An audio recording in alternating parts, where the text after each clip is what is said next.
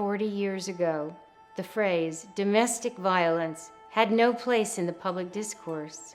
The court system had few laws to protect women, and the police system had little understanding of how to support those who were being abused.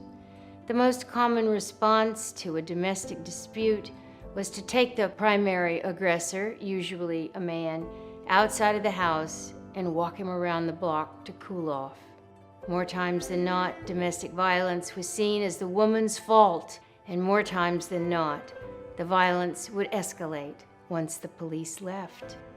40 years ago, women had few choices.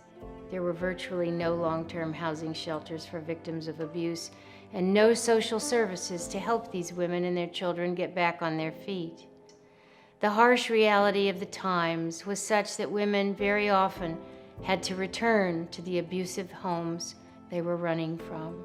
40 years ago, among the leading causes of homicide was domestic violence. The victims were almost always female-identified individuals, and the community response was almost always non-existent. Enter Dr. Benny Prim, a specialist at the Addiction Research and Treatment Corporation, who was working tirelessly to support a community which was being devastated by drugs and alcohol. Prim began to recognize that there was a link between addiction and domestic violence. So in 1980, Dr. Prim helped found the Urban Resource Institute, one of the very first agencies of its kind, offering trauma-informed programs and services geared towards supporting vulnerable and marginalized individuals, especially victims of domestic violence and homelessness.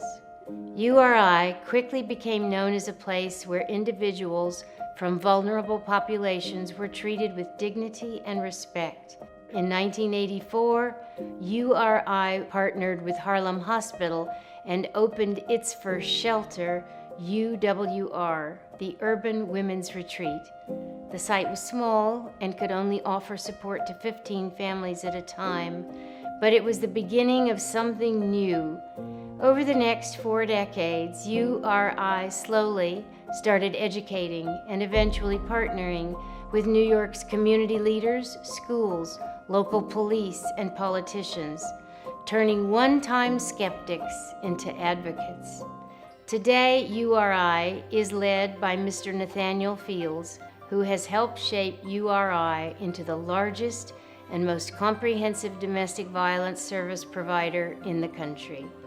Through a spectrum of prevention, intervention, and direct services, with nearly 2,200 beds across 18 shelters in New York City and countless groundbreaking programs in place, URI's commitment to helping women, men, and children overcome barriers to safety has made it a model for service providers nationwide.